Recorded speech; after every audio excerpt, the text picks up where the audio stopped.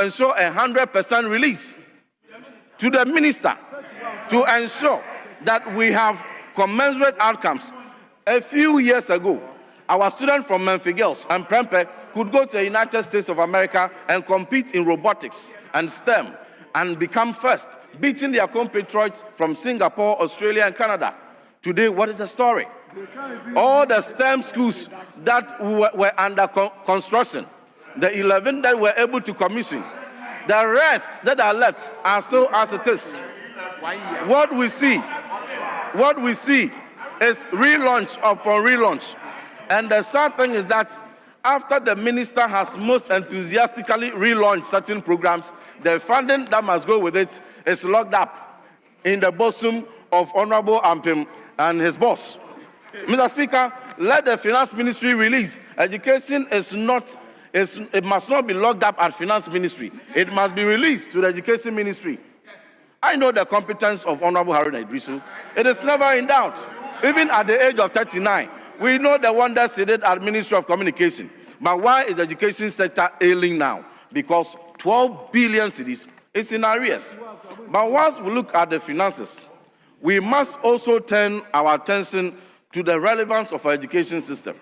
When we talk about having a serious look at the various factors that are accounting for this, we were expecting a very patriotic approach.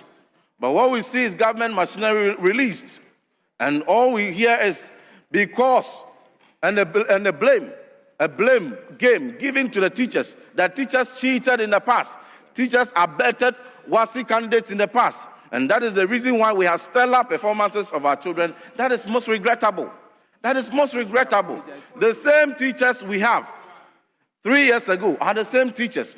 And we must put on record that the biggest partners of our education success story has been our teachers. They supported the creditable implementation of free SHS. They ensure the holistic development of every child that passes through our public education system. So if today you are even failing to release their allowances to them, and you are deferring, this will be the first year that teachers' allowances are being deferred. So if you are refusing to pay our teachers, do not blame this rather appalling performance on the teacher. If the teacher is supported, he will deliver instruction. If the students are also supported and prepared adequately, they will face the examination with confidence. And they will get back to the days when the topmost 3 people who became the topmost performers in the whole of West Africa, beating Nigeria, Gambia, Sierra Leone, Liberia, were Ghanaians. Today, only 48% of them are passing mathematics. Could it be that they are putting a natural ceiling to how many people must access their no stress fee? Yes. So that if they restrict the number of people who will be able to pass to go to tertiary, then they will have space enough to cater for them. If that is not the case, your data of financial performance does not support it. Because if your history is 12 billion in arrears, then anybody will easily believe. I might doubt, but everybody will easily believe that you want more of our students to fail, so that less will make it to the tertiary, so that your burden of your own promise, no stress fee, will be abysmal. Mr. Speaker, we want to indicate we are ever ready to support them to get back our ailing education sector outcomes back on track. We are ready to support. Ghana is all we have. Our students are brilliant. Our teachers are dedicated. Our minister is competent. The only thing left is the budgetary releases. Mr. Speaker, I thank you. Yes, please. Thank you, the Right Honourable Speaker, for the opportunity to contribute to the committee's report on the budget. Mr. Speaker, a budget is more than a fiscal outline of expenditure and expected revenue. It is also a mirror of our national priorities. And indeed, when you take a look at the 2026 budget and the budgetary allocation to the Ministry of Education, one does not need a soothsayer to predict that indeed President John Dramani Mahama is the president who cares about our educational sector and is committed to improving the quality of education. Mr. Speaker, when you look at the budgetary allocation to the ministry, it provides answers to all the three core metrics that universally are used in judging a country's educational system. The first one is accessibility, Mr. Speaker. Mr. Speaker, in this budget, government has provided for the construction of 200 new primary schools, 200 new junior high schools. Beyond works, we are committed to expanding access, and that is why the budget has made adequate allocation for the construction of these new schools to provide accessibility for especially people in the rural communities. Mr. Speaker, the second metric is affordability. Mr. Speaker, the previous government indeed touted free SHS as their biggest achievement. At a point in time, even when you complain of headache, they will tell you that their solution is free SHS. When you complain about poor nature of roads in our constituencies, they responded that we are implementing free SHS. When market women were complaining about the high costs of doing business, their response was free SHS. But indeed, when you even check their response or the actual performance of the previous regime with regards to free SHS, it was nothing but an abysmal performance. Mr. Speaker, they can be akin to parents who gave birth without making adequate preparation to take care of their children. And indeed, they, at a point in time, even feeding, common feeding in our senior high schools was a big challenge, Mr. Speaker. But under this government, we have dedicated source of funding for the free SHS program. Mr. Speaker, today, our brothers and sisters, our children in the senior high schools are actually complaining that they are being overfed. And some of them are complaining that indeed the food that they are feeding on today is more than they expected. Today, in this budget, 4.2 billion has been allocated to the free SHS program, and our brothers and sisters in senior high schools will not face those challenges. The question is, if you say that we are not committing much to education, what was your record in terms of funding the free SHS program that you tout? Symbolic record by all standards. Mr. Speaker, the third area or metric is quality. Mr. Speaker, under the Honorable Haruna Idrisu, we have seen improvement in the quality of education. And in terms of improvement, Mr. Speaker, it is not only about WASSCE results that today they want us to talk about, because WASSCE results, we have been told, will be fully discussed in this House. But we are talking about training and capacity building for teachers. We're talking about the provision of teaching and learning materials. What a heated day it has been. Nationwide conversation surrounding education, not just about the quality of it, but the WASSCE results that we're getting to see for the very first time, with a deep, significant one like never before, numbers out of the records in terms of how many of the results that have been frozen by the West African Examination Council. We'll be getting into all of that now with Parliament, as you can see there, NMPs debating the education sector and the quality in terms of the records between the New Patriotic Party, the erstwhile administration that just left, and the current dispensation under the NDC administration, with the free SHS on the front burner there, as you're hearing from that MP on the floor of the House, as the budget for the sector will be approved in no moment from now. There's a big conversation for us to have on the education sector. In fact, as today, the President himself, John Dramani Mahama, has been commenting on the education sector, speaking specifically about the outcome of the 2025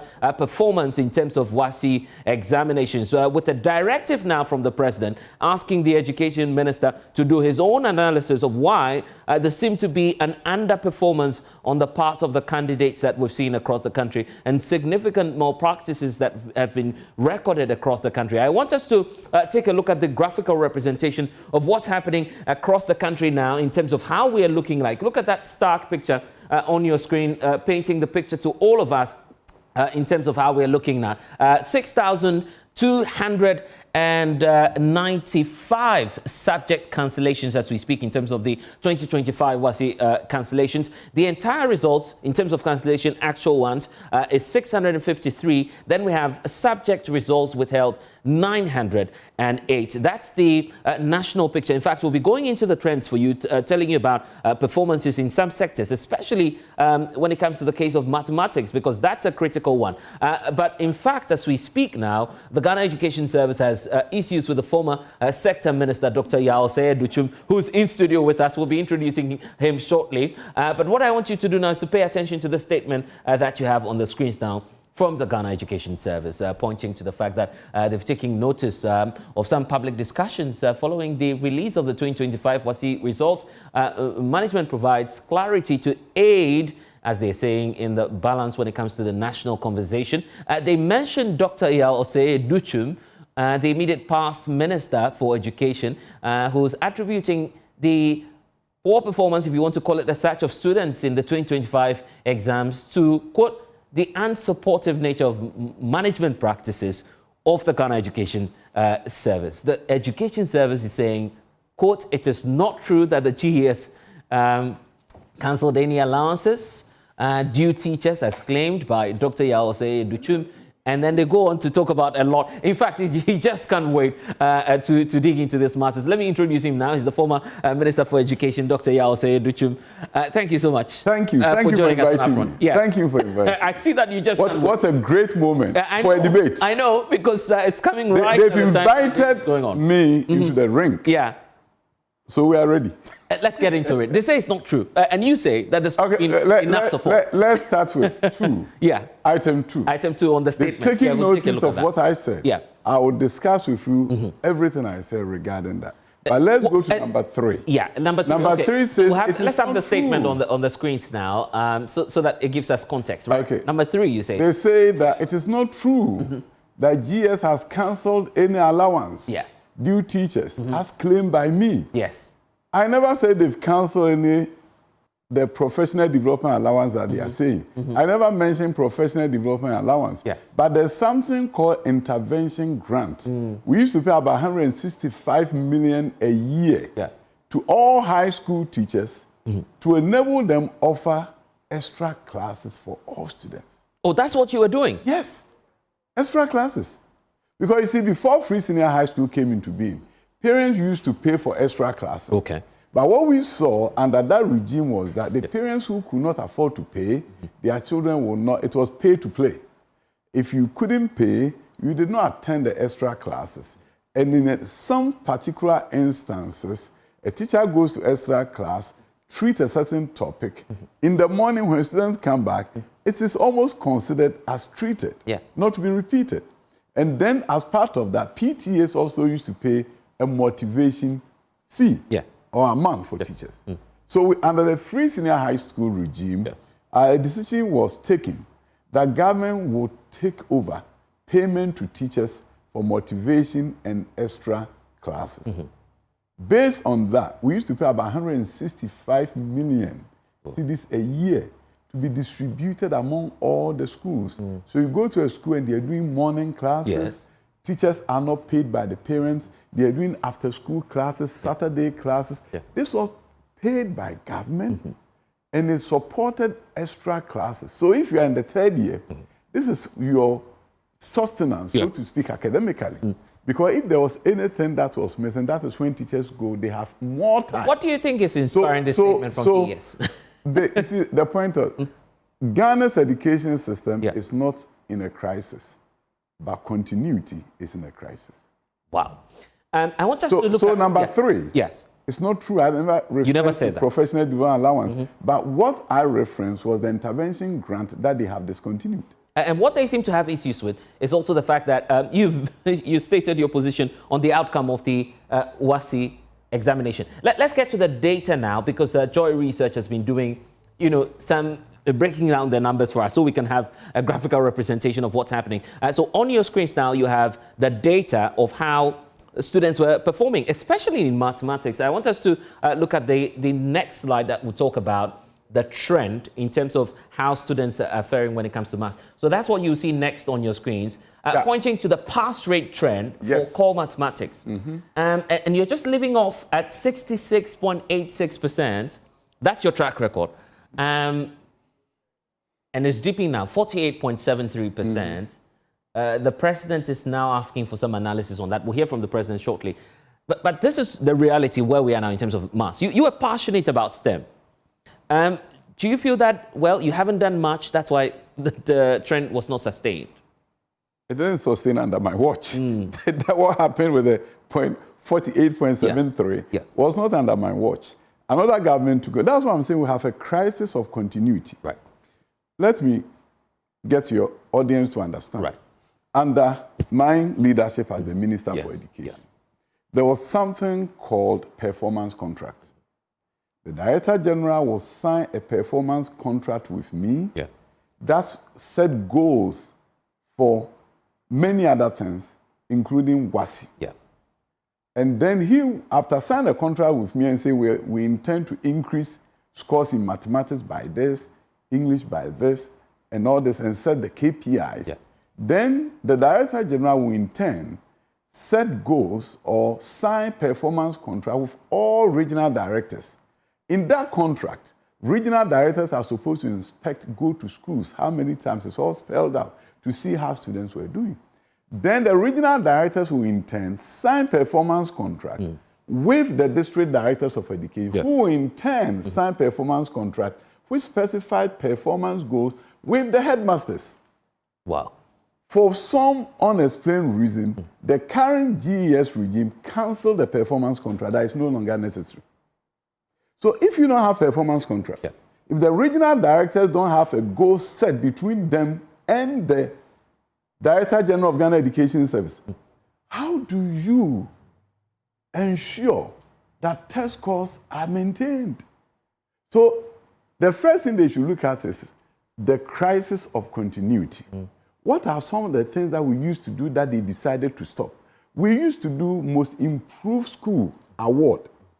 Because what we realized was this: when you do data analysis, you're going to realize that the category A schools are doing well. I mean, pre-sex of the world will always do well. But we have some schools where the performance was bad. Can you believe that there are a substantial number of schools where they have 10% or less pass rate in terms of entrance into university? That if you have 100 students, you have 10% that can pass with enough credit to go to the university. Then there are a number of schools where you have 5% pass rate. Some schools have 1% pass rate. I used to meet together, Director General, all those schools. Then we give them training. We set goals for them. And then we're lucky to have MasterCard Foundation pay TTEL, an organization based in Ghana, that will send experts to those schools that were underperforming, train the teachers there.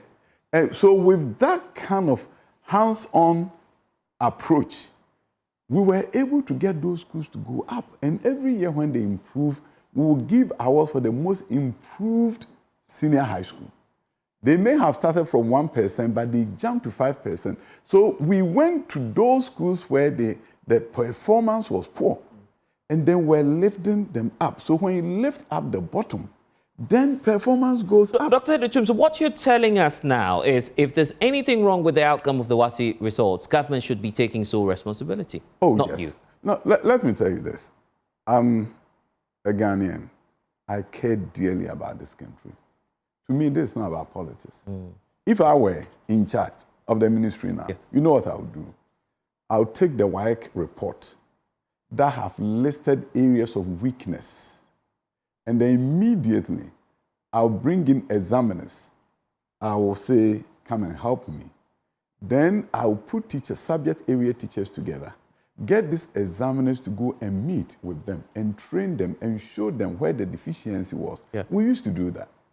Every year, we had examiners who will come and meet subject area teachers across the country to let them know that, okay, you are teaching this concept.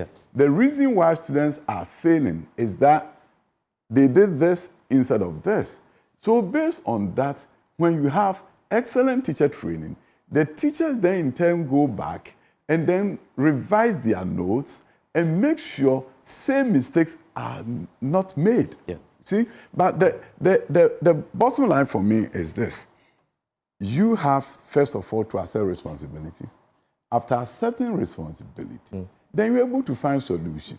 But if you say that Dr. Adutwum said there are certain practices we did not do, and he's so wrong, and you even go on to say that your time, your students were doing well because they were cheating. The moment you say that, you have defeated everything you could have done. Are you saying that there was no case of malpractice during your time? Oh, let me tell you. Look at the cases of malpractice during this time. Yeah, we have the data on that. Probably you should fetch compare the 2 years for us, over 6,000 in terms of malpractices after the exam performances. Yeah. Go to 2024, it was less. So if you tell me that we are the ones who supervise the students well, we were able to stamp out more practices. Why is it that more of your exams have been cancelled than the one that you say had more practices? If there were more practices in 2024 than 2025, why is it that more of your subject area papers were withheld? We have that on the screen now. Let's take a look at the figures now. The next one, actually, that talks about that should be the next after this. Yes, talking about the level of exam. Yeah, we'll get that for you shortly in terms of the level of exam malpractice. But what we have now is for English language. After the English language, you then have the bars talking about the level of malpractices happening in the schools. And we might just want to go back one more time. Exactly what we're talking about now. 2024. I want us to look at that. That's the figure you have on the screen. So it starts all the way from 2021. To enjoy research that we've done based on WASSCE's own projections. It was significantly low in 2021. Yeah, 2021. Then it went up. Then it shot up to 3,845. Then went down. And then you brought it down much, and it shot up again in 2024. And we're up in 6,000. So if you make the case that we were good with supervision, and therefore there was no cheating, that is why more of the students failed. Take a look at your own record, and you see that you took it up a bit. Oh, no doubt about it. But when you want to make the case that my results are bad because I was able to stop the students. Were you encouraging cheating? I guess that's the biggest question. Let's look at the data you speak. Yeah, it's right here. Yes. The data is speaking to Ghanaians. If you make a case that our results is bad because there was less malpractice, and why can say no? There were more practice this year than last year. Some of those results, some of those results we have now are withheld. If they release some of them, they may come to the 4,000 range. You never know what the outcome will be. This report was at the time before the reviews were made. So the point of the matter is that if I were GS Director General, I would not go on that tangent.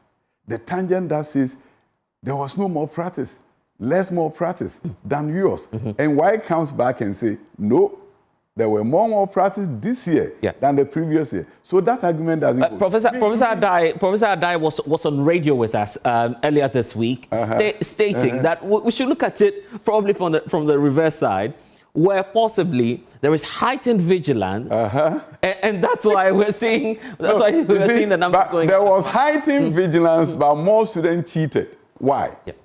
If there was heightened vigilance, they couldn't have cheated. After the exams, after the analysis, they saw that 6,295 students cheated. So if there was vigilance, then you shouldn't have 6,295. So rather, the vigilance was less. So you're saying that is why it's not possible more of them cheated without being caught. They caught them after the fact when they were grading. If there was more vigilance, how is it that more of them cheated? You see, because this number that comes, you see, WASSCE now has a system that enables them to check. You see, they put it in the system, and they're able to check students who are sitting next to each other by index numbers and also a particular school to see if they got the answer is the same. The moment they see that, then they dive further. That is when they withhold and do all these things. So the bottom line is this. If you tell me entire results cancelled, this another 483. Yes, exactly. Then your time is 653 and you're telling me you were more, you were so stringent. But there's 2023 here also calling into question what your administration was doing at the time. Let me tell you. I'm not going to argue about this. Yes. It is what it is. But if I was going to compare, then I have to be careful. If I'm going to say that I was good with, let's say if the 2022 was another government, and I come into government and I make a pronouncement that I was more rigorous than you, then somebody could have made the same case that if you were more rigorous with suspicion than me, how come I found out after the fact that more of your students cheated and therefore they cancelled the results? So what I'm saying is this. When these things happen, you have to accept that there was a problem, right? But if you blame the entire system or the failure on the fact that students cheated in the previous year, that is where you run into this trouble. You feel politics should not play a role in this? My brother, people want to play politics with this. But when you play politics with this, the numbers will betray you. Okay, because you're a person of interest, there's so many issues I want to ask you before we end our conversation. So let's do this. Let's listen to the president speak about the WASSCE results, where he's saying, look, there are a number of things we have to do, starting with a directive to the education minister. Listen to excerpts of that, and then we get back to the conversation. The West African Exams Council has released the results for the last West African School Certificate Examination. And as the Honorable Minister has said, it has become an issue of great concern to government, parents, and the public at large. I was speaking with the minister, and I've asked them to do an analysis of the examiner's report to try and decipher what could have gone so disastrously wrong. It is mind-boggling that with the same teachers, the same factors in play, just from one batch to another, one batch, does so disastrously. And so we need to get to the bottom of it. But it also emphasizes the issue of foundational learning. One of the major things that has taken place in the last several years is the neglect of basic education. Inability to send the capitation grants, ensuring that we have quality teachers at the foundational level, at the basic level. Oh, I like it. I want to commend President Mahama for saying that I want the minister to look into it.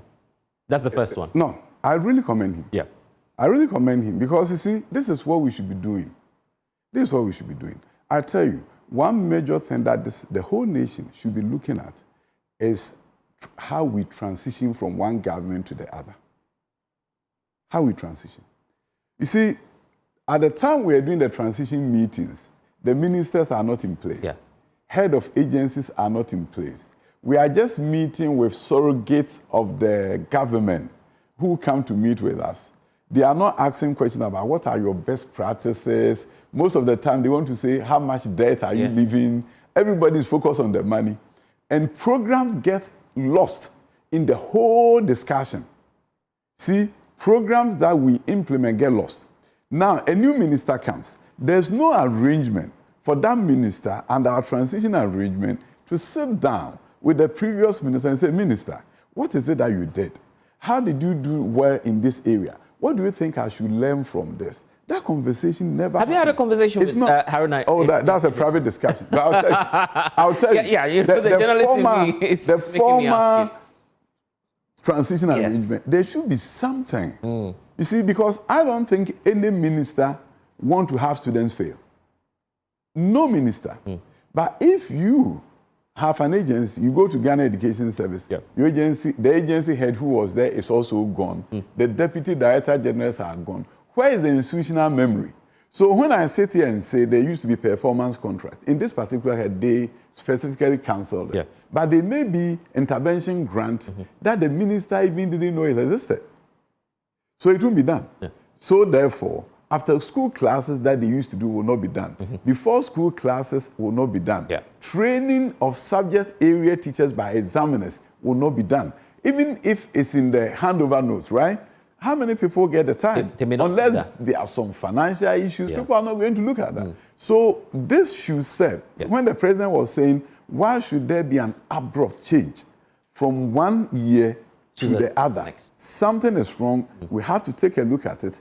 And from where I said, a number of things went wrong. And that's why I say there's a And the crisis. president is starting off by saying there was a neglect in the basic sector. Oh, let me go there. Yeah. That's a very interesting debate.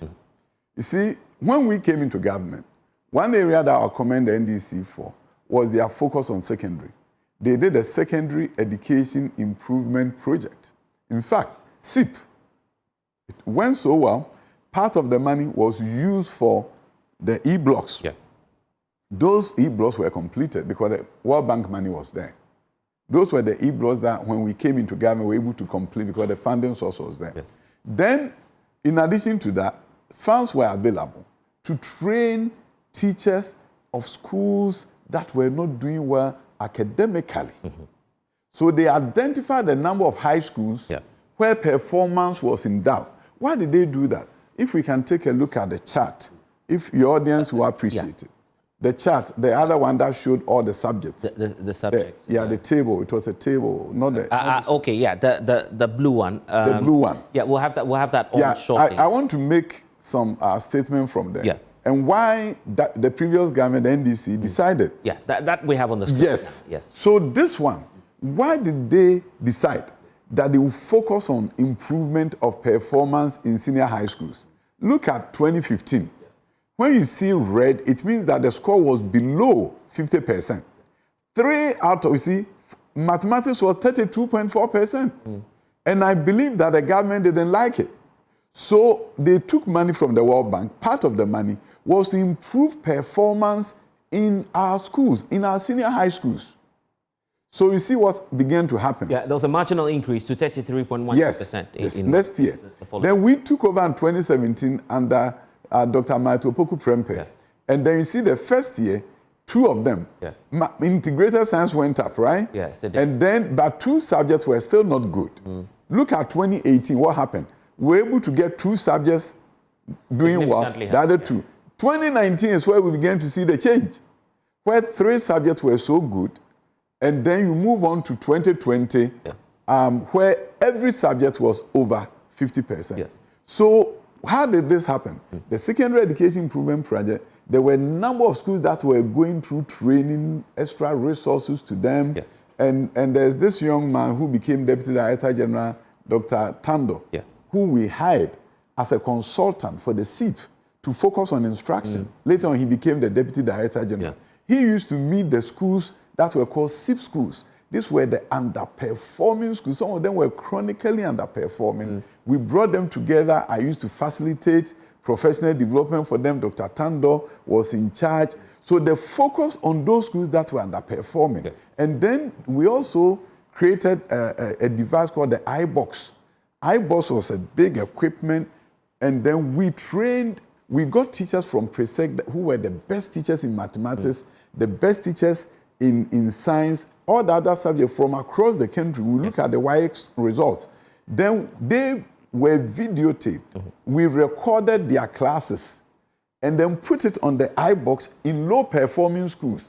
When you put it on the iBox, it will emit local Wi-Fi so that if you have a phone, you can see the instruction. So the students will go to their computer lab and then they will see the lectures by the Presec top teachers, Achimota top teachers, Infasipim top teachers in low-performing schools. So if their teacher was not experienced, now they are getting chemistry from Presec. So all these things were done for us to see the improvement that we see. And then when we came into government, we continued, of course, with the SIP.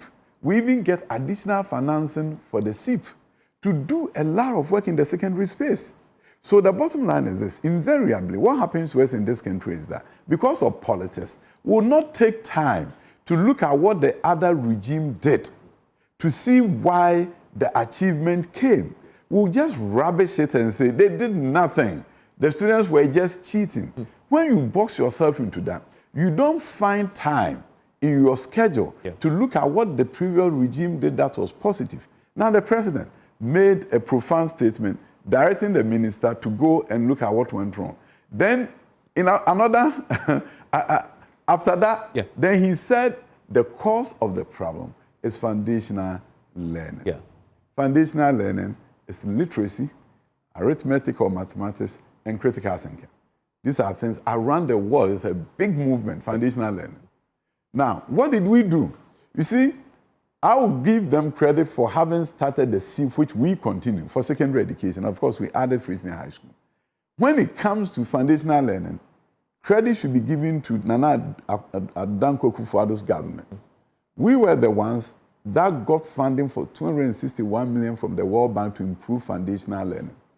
If you hear targeted instruction, this was an initiative which enabled the teacher with materials, learning materials, to look at the student's level of understanding in English and mathematics. And if the student is not doing well in math and they are in class 4, we have class 2 materials for them.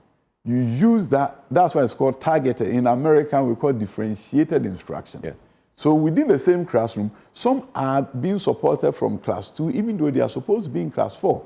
Because the bottom line is this: the student is supposed to be in class 4, but they are performing at class 2. So we have to go to class 2 level, give them class 2 learning materials, let them move up. So by the time the year is over, you are moving them up to attain the class. If this was the intervention you were doing then, the question now is facing you. Look at the outcome in terms of the examiner's report, just portions of what WAEC is saying. These students, see, foundation learn. You do that but you build upon it. At the basic level. And if it's effective, we shouldn't be seeing some of the challenges that we're seeing. No, but you didn't see that under me. You didn't see that now you're shifting the blame, isn't it? No, it's not shifting the blame. Maybe let's set this argument because these students we're seeing coming out of school now were in the system for at least 2 years. So you agree that they were... No, that's not called foundational learning. I get that, but they were, at least they were in the system for at least 2 years. I told you the reason we saw this, my hunch is not... completely off. My hunch is that, hunch means my intuition is that if you did not do after school and before school, they've lost something. Some period. My hunch is that if you did not also get examiners to support in training the teachers, you have lost something. So within 1 year, the change cannot be because of foundational learning. You see, that's why I was giving you that if you talk about foundational learning, that's not the reason why the student didn't do at the high school. No, foundational learning is what it's way back. Way back. Okay, I see. So the bottom line is this. You see, foundational learning. One of the things that we introduced in this country is called the National Standardized Test. So that you test the student in class 2. Don't leave the assessment only to the teachers.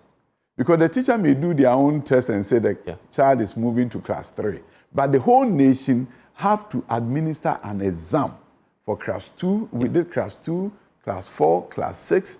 So when you do class 2, when they go to class 3, you give the results to the teachers so that the areas where the students are not doing, they do intervention. Then you test them again in class 4. This is the first time that we started this. So foundational learning, we have to set that aside. I'll give you that because that's your sector, obviously, a place you're passionate about. But at the senior high school level, this is what the examiners are telling us. For instance, representing mathematical information in a diagram is a challenge. That's one of the weaknesses identified. Solving global mathematics-related problems has also been a challenge. Then there's a talk about constructing cumulative frequency distribution table. Yes. All of these things appear to be a challenge, and making deductions from real-life problems. We're not even able to do this. So every year this report comes, right? So if I was in charge of education, which I'm not, one thing I would do now is to get the headmasters to go over this, then get experts in mathematics, for example, from the universities, those who are teaching mathematics education, and examiners and markers to come to your aid, organize workshops for the teachers. Because you see, the teachers can then take it. When they go to class, then they are keeping an eye. When they do the mock, they're also keeping an eye. Yeah. And under this crisis, I will not wait for mock time. I'll do it right now. I will ask teachers to test their students now. Yeah. In all these areas, including in all the areas in mathematics, including the areas where we have a problem. So what you do is this. After they do the pre-mock exam, when you are grading it, you are seeing, are these students having the same difficulty? Yeah. Which, if we don't change, can give us a problem. You do the first pre-mock, grade the exams, do the strand analysis like WAEC has done at the school levels. Yeah. Then take that and then bring the examiners and the markers to then analyze it with the teachers, train the teachers. The teachers in turn will take the mock exams and then go to the classroom and say, guys, we are having a problem. Students, you are having a problem with statistics. Statistics is supposed to be so easy. But based on the mock exam, you are having a problem. Because mind you, you are not dealing with the same group of students sitting in front of you. So, but when you do the pre-mock, I'll do it even before Christmas. Then you have something to work with the students. So when you see that, the students are having the same challenges that previous years have. Yeah. Therefore, as teachers, if you have a school like Infansipim, all the mathematics teachers come together, grade the assessment, and then move on. Right. And then before you know, on the next exams, you're not going to have these issues coming up. For the sake of time, this is what we'll do. In a minute, what would you say to the education minister now that he has an express directive from the president to carry out an assessment? What should be his immediate priority? In just a minute. Listen to the president. Yeah. That's it. He's your president. Whatever he says, you do. That's it. I see. Dr. Adutwum, do you see this as an affirmation of what you stand for and the fact that many who are looking up to you in your party should now be convinced that indeed you did a great job for the NPP and based on that, they should be giving you more opportunities to serve? Now that the opportunity is presenting itself to the NPP. I will not just say the WASSCE. If you look at 2021 to 2024, it's impressive. There was never a year where we were below 50%. That means you're going to get over 50% of the students qualifying to go to the university. So it's impressive. But beyond this, there were many things we did. If you look at STEM education, look at the kind of schools we built. The fact that we're able to commission 80 schools one day all across the country, from Chamba to Busunu to Jaben, all this. If you look at a junior high school, this is a junior high school? This is a junior high school. Oh, okay. You go, this is Otio Sribo Junior High School at Jaben. And you looks like a private, private school. Yeah, because you see, education, STEM education changed Singapore. It changed South Korea. It changed Japan. If you want to be like Japan, you have to do what they did. And this is why we put in effort to make sure we transform the infrastructure for basic schools. So this cannot be a neglect of basic schools. No, it wasn't a neglect. Look at you go into this school, look at the science lab that is here. The science lab that is in this junior high school is the same as you find in a high school. That's what I'm saying. Look at this. This is a junior high school science lab. So my fear is the crisis of continuity. That is my fear. That some good things were done. Anybody who says Ghana's education system is in a crisis, I'll say no, it's not. Mo Ibrahim's foundation did a major analysis of education in Africa. Ghana is number 2 after Tunisia. In West Africa, we are number 1. We are not in a crisis. We're able to avert a major crisis beginning from the 2015s. Right. And as I gave credit to NDC, at the secondary level, they were doing something about it. We took over and continued. And improvement were seen. What we need to do is this. First of all, my heart goes out to the students who were not able to pass their exam. Why am I concerned? For some of them, they may not be able to afford to go and register again. And we need to find a way to support them. So in the midst of all this discussion, we sometimes lose sight of the fact that there are some people who may lose out. They may lose out. And that is what concerns me. But beyond that, what I'm saying is this. If you look at Accra STEM Academy, this is Dr. Adutwum and the leadership of Nana Addo Dankwa Akufo-Addo. Look at this school. I pass by there every day from Parliament to my office. Oh, great. And this is a public school. And if you look at this school, look at the children in there. Yeah. If you go inside the classrooms and look at how they are learning, it will give you hope that if we can do more, there's a better future for Ghana's education system and transformation of our economy through education. So you look at this. Yeah. Your audience have just seen. Yeah, great pictures. This is a public school classroom. Yeah. Look at how the students are learning. It's you don't great. pay to go here. Yeah. Yeah, it's looking great. Some developments at the senior high school level, just to take your thoughts on them, then we zoom into politics. The issue about mission schools and the challenge that's been coming up of late. It's at the Supreme Court. So let's leave that at the Supreme Court. What do you think? Should there be more dialogue between government, the mission schools? Because they're saying that, look... Let's leave it at the Supreme Court. Yeah. But I'll tell you, in my time, a crisis blew up. I met with the Peace Council. I met with all the religious groups.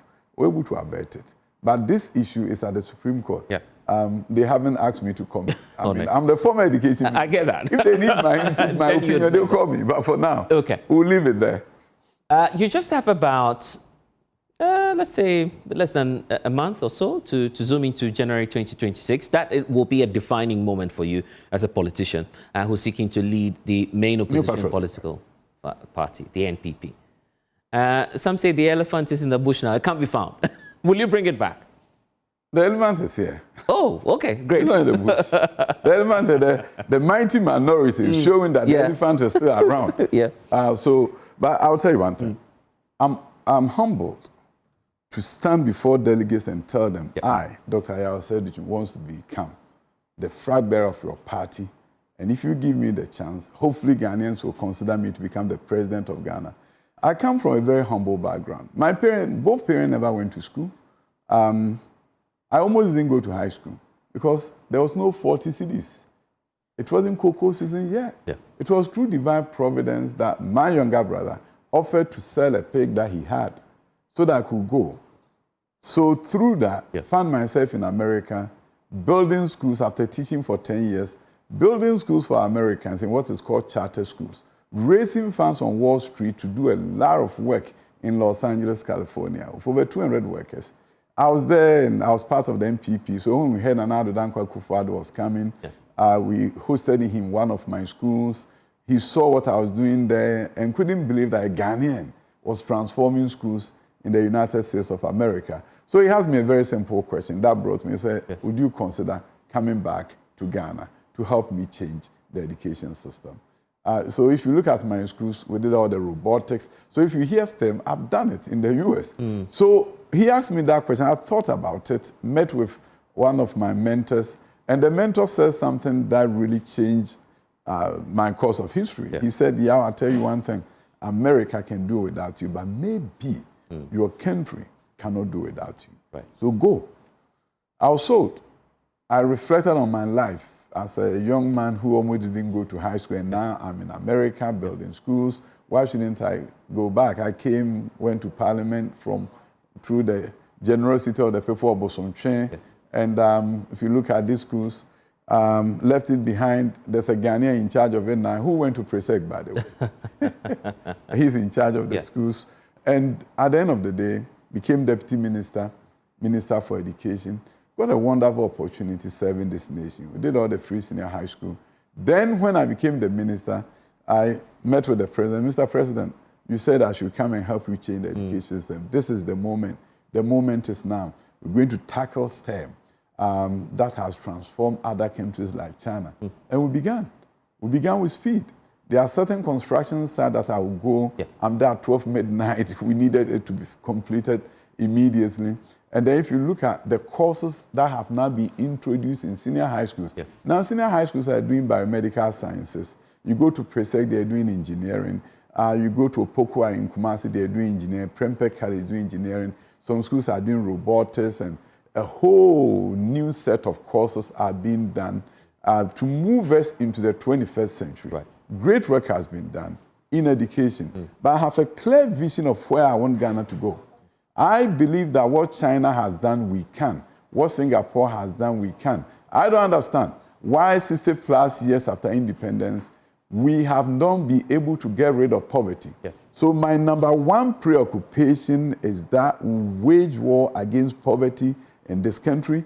under my watch as, God willing, the president of this nation, every budget that we do, I want to see that at the end of the year, how many people will be out of poverty. Yeah, that's your main focus. My main focus. Okay. When you look at the area of individuals you're contesting, where do you stand? I'm Dr. Adutwum. I know what, by the grace of God, I've done. When I meet the delegates, I tell them where I want to take this country to. I want them to consider me based on my track record. So I don't talk about any other contestant. No. But it's a competition. I don't have time. Because it's a competition. That's why I'm asking I would love for you to one day come to a place where I'm meeting with delegates when I come to Accra. Yeah. After I finish, sometimes some people are tearing. Some people are saying your story and where you want to take this country to. And the fact that you did not mention your opponent, you just told us who you are, your humble upbringing, how you ended up in America, which is a different story, and why you came back, it touches us. And the fact that you did not say anything negative about the other contenders, it means you are the one who can unify the party when you win. Because if Dr. Adutwum wins, no party member or delegate will say, I'm not coming to you to support you because you insulted my leader. Yeah. You are a unifier, you say. Are you confident that you're winning? I win. You win? Yes. And now, Council Ashanti region. When we started from Ahafo to Ashanti region, started at the constituencies, meeting the delegates, the jubilation, and also they see me as one of their own. Right. In elections around the world, everybody, you get support from your region or your state or your base. My base is Ashanti, and Ashantis are rallying around me. I win this election. I asked this question to most politicians. If it's not Dr. Adutwum, who else should come close to winning? It is me. You again and you and Hova. I don't want to confuse the delegates. I see. That's something you wouldn't want to do. We're about wrapping up. A number of issues, national issues, probably you should have your take on one of them before we go. Fight against corruption. It's one of the areas that's pulling us back as a country. If you had the opportunity, will we just have a unified front in terms of institutions fighting corruption? Or would you keep the office, say, of the special prosecutor? I think there are many issues around the OSP, so I won't comment on it. Let the dust settle. Yeah. I have more time to think about these things. We're going to do our primary in January, and after that, I have more time to think about this, and my views will be known. But for now, delegates, I'm here. Dr. Adutwum will take you to the promised land. Okay. We'll have this conversation again. That's an indication he's giving us. Dr. Adutwum, former education minister, joining us here on UPfront. He is a forerunner in the NPP's presidential primaries. You want to be on the lookout for that, but because here at your election headquarters, we'll give you every detail about that race. But until then, this is a wrap on UPfront. I am Blessed Sogah. We'll see you again. Until then, log on to myjoyonline.com. More stories there for you. Thanks for watching. Bye-bye.